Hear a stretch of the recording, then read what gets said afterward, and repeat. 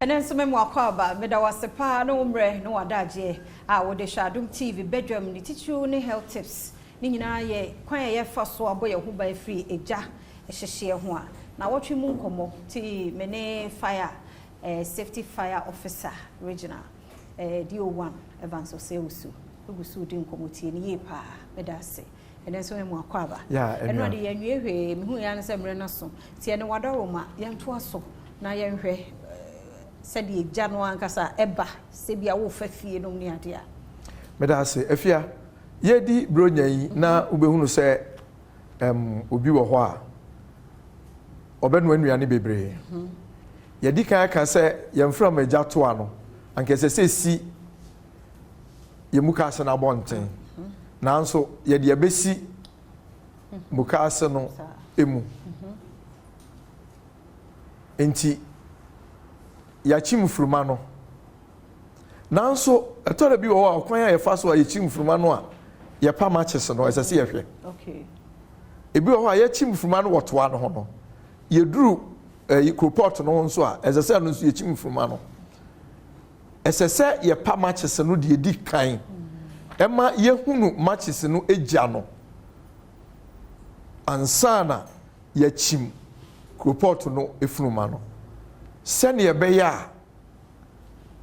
jaframa no efi mo ba no eni gya ne be hia pepepe na aso amayen kama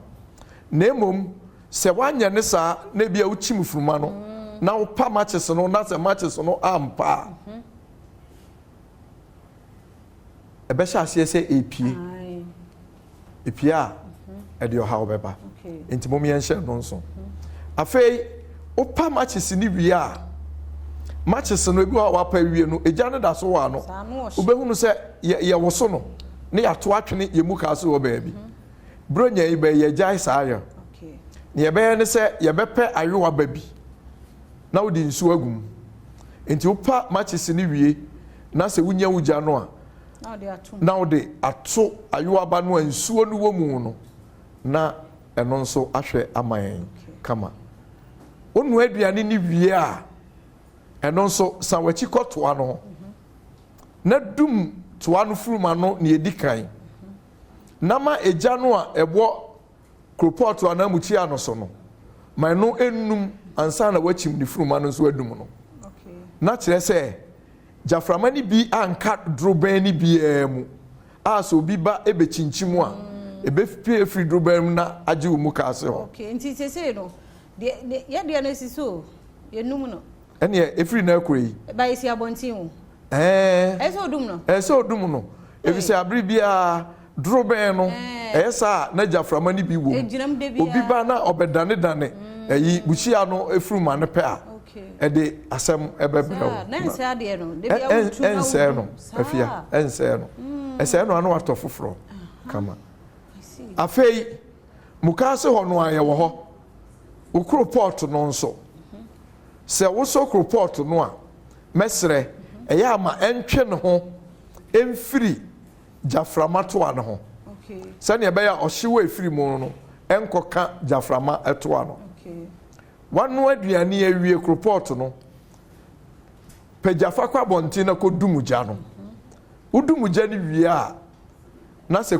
jebidie no wo wie a fa won sasesa okay ne nti asesa wo de won sasesa ne se wan fa on sansesa na de asese wura bisa ebia na ohyew kakra wom na sa ahye wa sansesa e de abesi mukase ho a e de oha obeba wo de won sasa na ohyew ni bi wom a na wasan de nsuo ni bi aguso na asi ho a amayen na edum no kama afi ntumago no a wo de tua aduane no eto da bi ho a ntumago no nso eya na obehunu se asogye kakra mu ye moamo ano ane ato atwene baabi enne repreko pe no a ebia wani age a wudi aduane no saa mra no na besom enti ntumago no wodi ato aduane na wie no bodado abi wo mu ka se ho na wode ntumago na sen so e ba saa na se eja ni bia so ba bia wode sen ho pe ubekunu na che se wadum eja na ye nwie dede enti wa wanhwe no wode hwe wo enkwahia ko back ne ko hwe ene emfa nsi ha na ochina nyame adoma ya to aso enti yeda se eye health tips and I wo Adom TV bedroom mididi afia amankwa tamaklo ma yenko